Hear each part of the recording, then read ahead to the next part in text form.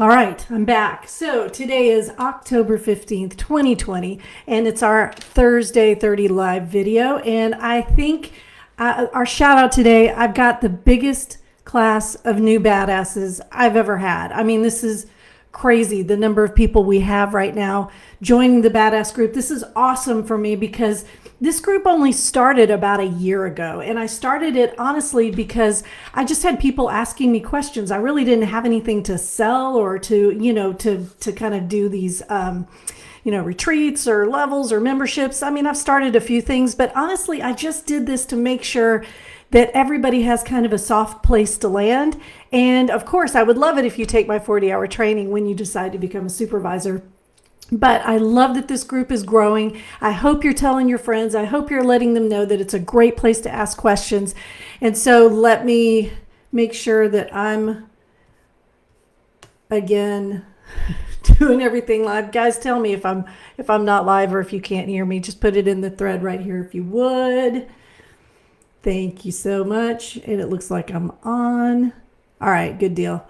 So let's give a shout out to the new members. Welcome, Kristen Noel Vence, Tommy Vella, Thomas Dong, P.L. Pennington, Kathy Stringfellow, Sabrina Zortman, Sandra Garcia, Kelly Pastori. Thanks for the thumbs up, Jocelyn. I appreciate it.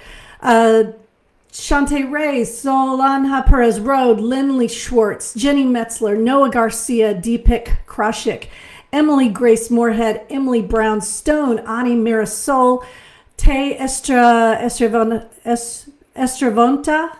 Robin Britt, LPC, Jennifer Griffith, Taylor Ashley, Leanne Ray, Apollo Psychiatry, Brittany Harp, Adonis Weaver, Stephanie Makono, Palmer Ikuku. I am so glad you guys are here. If I eviscerated your name, please correct me, and I'm happy to make that better. I'm so happy you're here to join us for the membership. Actually, it's not really membership, it's Facebook. You're here, it's free, it's live. I always give a shout out. I'm getting texts. I'm not sure what all of this is going on here. And making sure that, of course, it's not my kids. It's not my kids. I'm good. All right. So first things first, let's talk about what we're doing today. I'm going to do a couple of things today. I'm going to talk about common mistakes that can keep you from leveling up. Everybody gets to be a level 1. Just like with my kids, I would tell them all the time, everybody gets to be 7. Everybody gets to have hot dogs for breakfast, Eggos for dinner. Everybody gets to be level 1. But when you're 16, you don't get to be 7 years old. When you're 20 years old, you don't get to have the same privileges of a 10-year-old, right? It's time to level up eventually, but mistakes can keep you from leveling up. Now, the title I had, and I'm probably going to put on this again, is Mistakes Can Kill Your Plans, but They Can't Crush Your Dreams. And mistakes are part of life. Mistakes are part of being level 1. So what I'm going to do today are a couple of things. I'm going to talk about the common mistakes that can keep you from leveling up. And I'm also going to I always try to bring in 3 questions that I get asked. It's a crazy hair day. I'm thinking it's probably pretty humid outside, but it's a great day to talk about mistakes that can keep you from leveling up. So before I get started on that, remember everything that I do, the free stuff, I have to give you a commercial about the things that cost money because those are the things that pay the bills. So don't forget, we have our October 26th Texas Supervisor Training Consultation Group. It's one of the best ones in Texas. I'm convinced of this. It's monthly. It's 8 a.m. to 10 a.m. We have amazing speakers.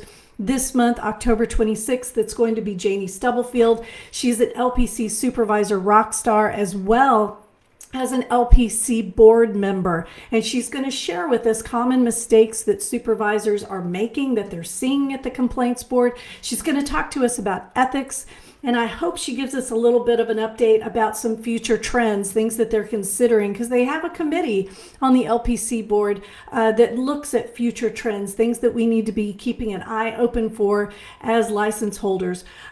November, we've got Blaine Hummel. He's an attorney. He's going to talk to us about TWC issues, the whole 1099 W-2 thing.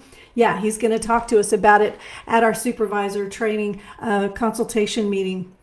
And then in January, we're not going to leave you LMFTs out. I'm an LMFT. So we're going to have 2 speakers. We're going to have the TCA liaison to the LPC board, Dr. Catherine Bacon, and the TCA LMFT board liaison, Dr. Jody Elder. They're coming to talk to us in January and letting us know kind of what's going on for 2021. So stay plugged in. If you're a supervisor, when this ends, go to Texas Supervisor Training, join that group, tell a friend. If they're not on Facebook, that's okay. Have them sign up for the newsletter. I've got a 5 freebie Friday that I send out every Friday with information about upcoming consultation groups. And of course, don't forget, I offer Simply the Best, completely online, LPC LMFT Supervisor Training in Texas. It's the 40-hour training to become a supervisor. If you're interested in becoming a supervisor, I'm having another room, an open room tomorrow. I believe it's at 9:30. It's in the Badass Business Group. Just show up in the room, ask me questions. You can come and go. It's up to you. I'll be there probably for about 30 minutes and answering questions about how to become an LPC or an LMFT supervisor in Texas. All right. I'm just looking at your comments. Mark, thank you for the thumbs up. It's a great training, a must for any supervisor, even a refresher. Thank you, thank you, thank you. All right, guys. So let's get into what we've got going here. Common mistakes. These are level 1 mistakes. If you've been in business for any amount of time, if you have been in a career for any amount of time, you understand what it means to be a beginner, and you know beginner mistakes suck. They suck ass. It can feel terrible to make a mistake because it's humiliating, it's embarrassing, it's expensive. It's almost always expensive. I know that when I start something new, whether it's a new stream of income, a new idea, a new website, I know to budget a certain amount of money because it's going to cost me something. It's going to cost me time. I won't be able to take as many clients for that week. It's something will go wrong and I'm going to have to pay money, time, energy. And remember, in my world, those things are all the same, so they're valuable anytime that I start a new activity. So that's the first thing. Understanding that just starting a new thing can be level 1, right? There are inherent mistakes. So I'm going to talk about mistakes you can make, mistakes your supervisees can make, and most importantly, mistakes your client can make. Because the mistakes your client can make will affect you. And these are really level 1 issues, right? So the first part, mistakes you can make, I'm going to talk about money a little bit of time. I would like to devote an entire Thursday 30 to mistakes that you can make. I've done it before. If you go to my YouTube channel, you can see some of the Thursday 30s that I've done talking about money mistakes. But let's talk about, just for a second, mistakes that level 1 business owners, supervisors, practice owners make when it comes to money. Number 1, you gotta pay taxes. I know so many people and they put money, their income, right, coming into your business, just into their regular old personal banking account, right? And then it rolls around, April 15th. It's like, oh crap, I've got to pay taxes. You're pulling out receipts. You're going back through all your bank statements. That's not a good idea, right? Because you're having to think, okay, do I write this off? Is it a write-off? Am I going to file taxes? Am I going to itemize? Am I going to take a standard deduction? And so it's as simple as the almighty Google. When you go to Google, you can say, what is my tax rate for, and then enter the amount of money that you generally make. Now, level 1 folks, you don't generally know what you're going to make, but you can start with a rough estimate. If you think you're going to net $1,000 a month, we'll start with 12 grand in a year. If you think you're going to net $2,000 a month, if you're asking yourself, crap, what does she mean by net? That's something I'll talk about next week, right? That gets into your profit and loss statement, right? If you're not making a profit, you don't owe any taxes, right? Taxes only come out of your profit. And so if you can imagine, right, when you get paid as a teacher or an airline pilot or an Exxon executive, you're going to get a paycheck and the taxes are already taken out, and it's based on what you're getting paid for the year, right? They already know that because that's why they hired you. They said, hey, Joe, come work for us. We're going to pay you $12,000 a year. So you know that X amount of taxes will be taken out. And Joe, if you take that job, don't do it. 12 grand, don't do it. But as a business owner or as someone who is adding an additional stream of income, you're going to have to guesstimate approximately what your taxes will be at the end of the year so you can save money, right? You're going to put them into another bank account. Please, for the love of everything, put money into a separate bank account so that when April 15th rolls around, you just go to that bank account, you hit print, and you know everything going into and coming out of that bank account is related to your business. Please, please, I'm going to say it again, do not mix your money. Don't mix your business money with your personal money and then try to sort it out later. If you don't know what a P&L is, again, tune in next week. And then you know what I preach, guys. A common mistake for level 1 business owners is your money for your working years above ground, right? That's your bill paying money, and then saving for your disabled years above ground. In the real world, they call that a retirement. I don't know what that looks like for me. I don't think I'm ever going to retire. I love my job too much. But I know that I'm going to reach a point where I probably need somebody to hold the spoon for my soup because I don't have any teeth and my arms don't work anymore, right? I'm going to need some help. Those are my disabled years above ground, right? God willing, I'm going to make it there. So I plan on living quite a while and I need to have some money set aside. Beginner mistake, level 1 mistake, you forget to pay yourself first. That's your disabled years above ground, also known in the real world as your retirement account, and you get caught short toward the end of your life, right? Related to that is a disability insurance policy. Yeah, life insurance, that's great for the people left when you're dead. But what about if you become disabled? What about if you get into a car crash? What about if you get into a situation where you're blinded or you can't speak anymore? Those types of disabilities, that ruins your career. That sets you into the disabled years above ground sooner. So a common level 1 mistake is pretending like that ain't going to happen, right? Denial, it's a beautiful thing. Don't live there. So let's talk about mistakes that your supervisees can make. Now, I know I have a lot of folks in here and you're graduate students, or you have just gotten out into the world and you're starting your practice, you're thinking about going into private practice, and maybe you're looking for a supervisor, right? So it's nice to know the mistakes that you can possibly make, because I tell you the biggest mistake, I teach at 2 universities right now. The biggest mistake you can make is to graduate with your master's degree and think of yourself as a level 3. Right? You're not a level 3 yet. You're not ready to do this on your own. I had a question today from one of my students. What theory do I choose? I'm so confused.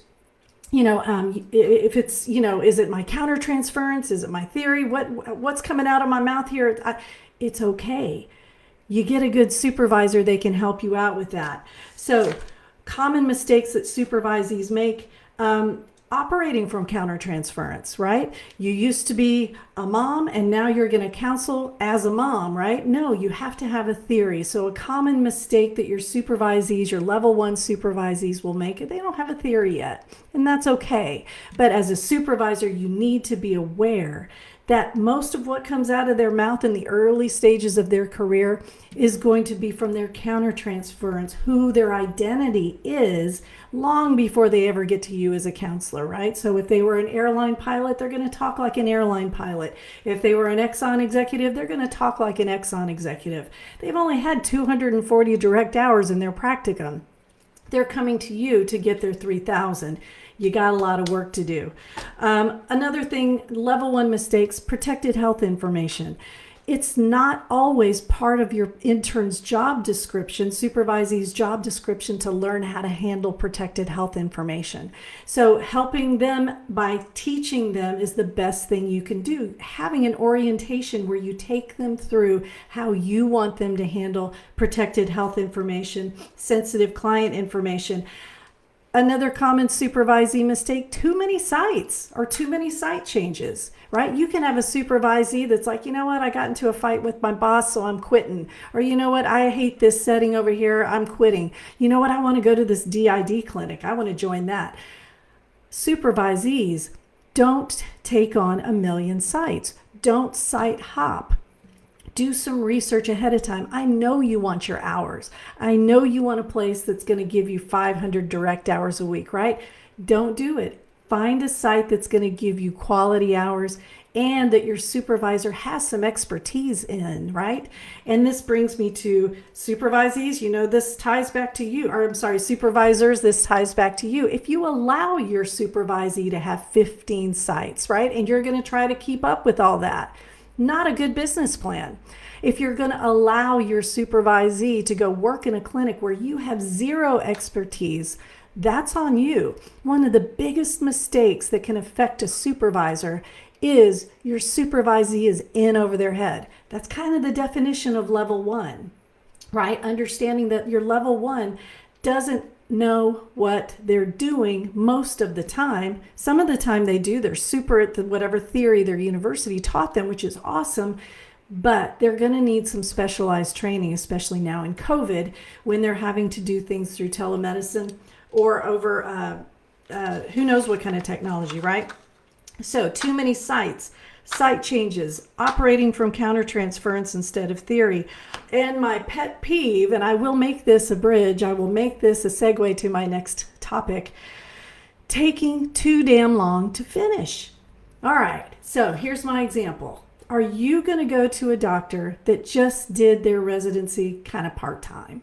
You know, they're going to go do brain surgery on you, but, you know, they took a little bit of time to finish because they were trying to find themselves, and, you know, life happens and they couldn't quite do their residency, and it took, no, you're going to go to the neurosurgeon that basically that is their identity, right? They don't spend weekends teaching, you know, race car driving.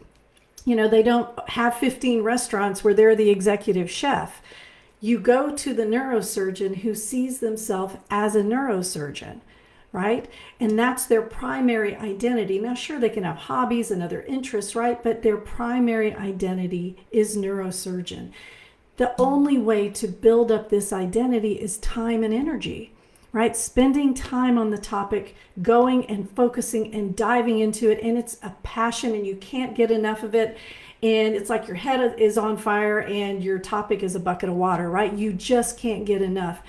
If you take on a supervisee who's doing 1 to 2 to 3 to 5 hours a week and that's it, and you're like, that's fine, we can take 5 years to finish, you're going to have a supervisee that stays level 1, right? The only thing that's going to help him or her get to level 2 and to level 3 is taking and spending time in their topic. Kathy Vick says, my supervisees took a job working. So I'm trying to scroll. Oh, gosh, there's more. Okay, good. Took a job working at facilities with sex offenders. I know nothing about this population. What do I do? Where can I learn about it? I cannot keep her from taking the job. She already turned in her notice where she is. You don't have to supervise her, Kathy. You know, one of the things I told my interns, if they took a job someplace where I didn't feel like I had any expertise, they either had to get another supervisor and we would co-supervise, or we would have to part ways, right? Because every single one of those clients, those sex offender clients, those are your clients.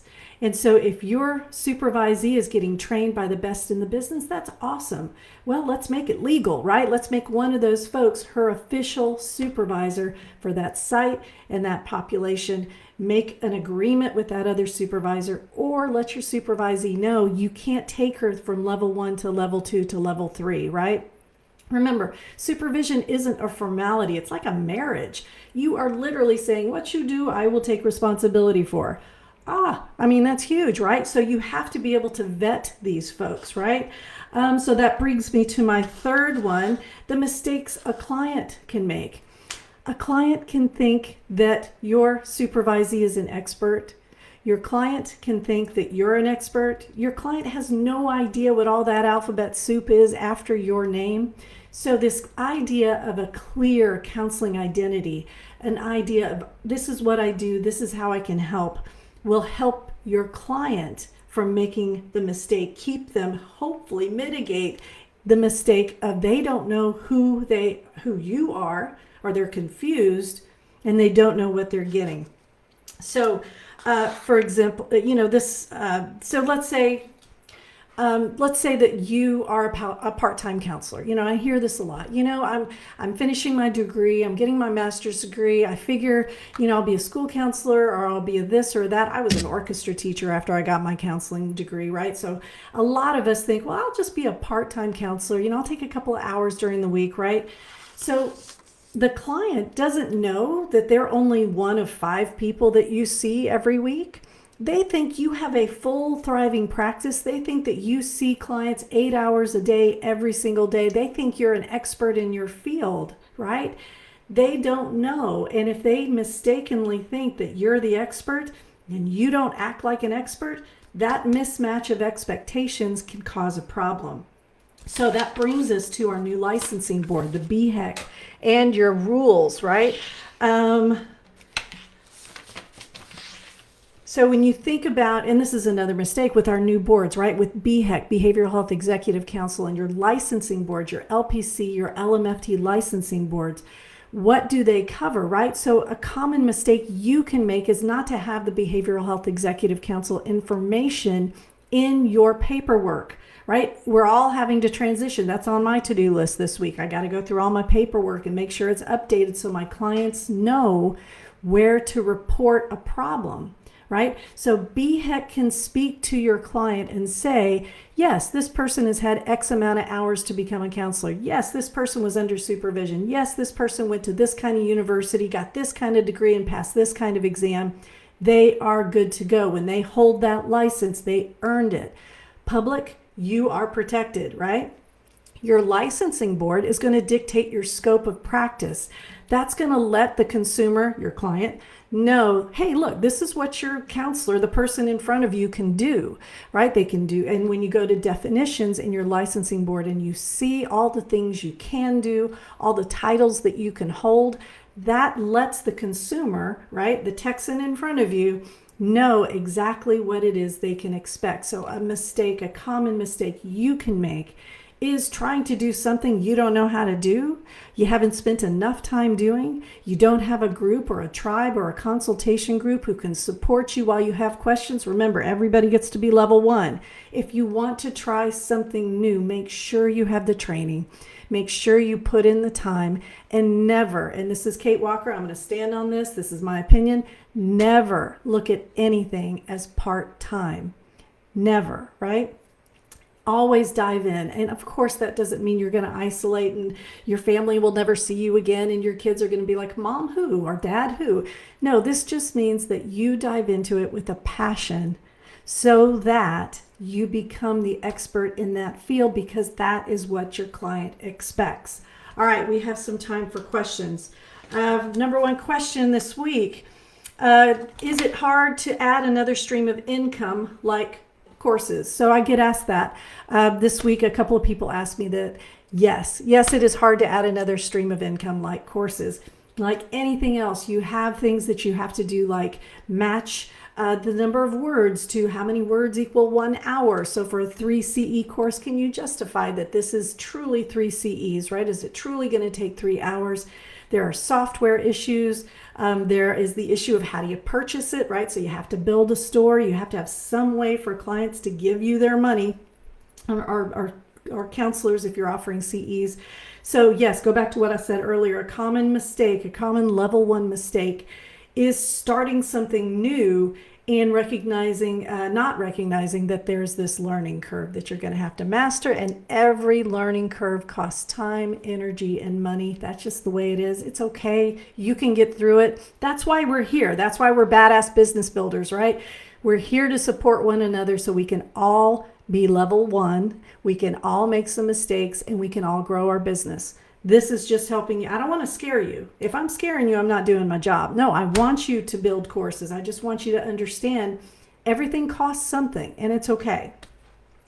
Question, I may have already answered this. How do I know a good supervisor? Number 1, they are available. Number one way to know if you have a good supervisor is to say, ask your supervisor, future supervisor, do you have a calendar? Can I see it? How do I schedule with you? If I have to miss, how do I reschedule with you? How many times can I reschedule with you? If I missed, can you do 2-hour supervisions? Can you do a 3-hour supervision? Ask questions about availability. That is the number one direct source of liability for supervisors, is not being available, not meeting regularly, not taking the time with the supervisee to go over notes, etc., yada, yada. A good supervisor has a plan.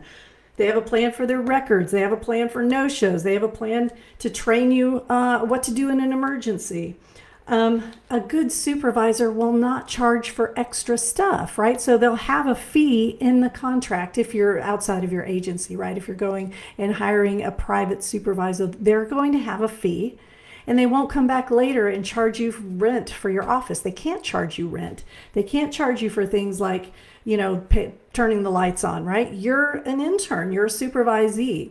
So, that would be like, I don't know, it would be like me hiring a secretary and then charging her rent to sit behind her desk, right? So you are there to make money, provide a service, and you're buying supervision. So make sure that your supervisor isn't charging you for extra stuff. Oh, we got time. Last question. How do I know a good supervisee? Vet them. Everybody gets to be level 1 supervisors. Please don't fire and terminate your supervisees because they make mistakes as level 1. Everybody gets to make mistakes.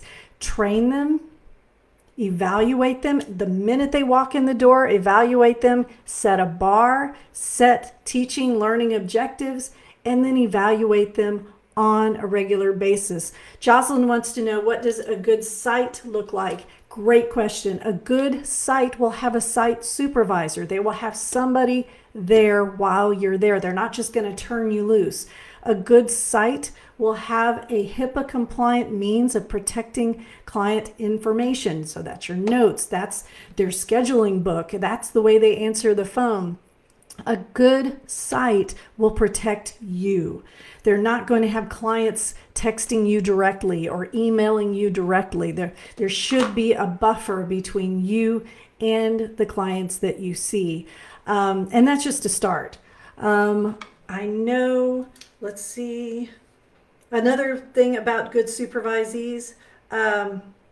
Okay, I'm just going to say it again. What makes a good supervisee?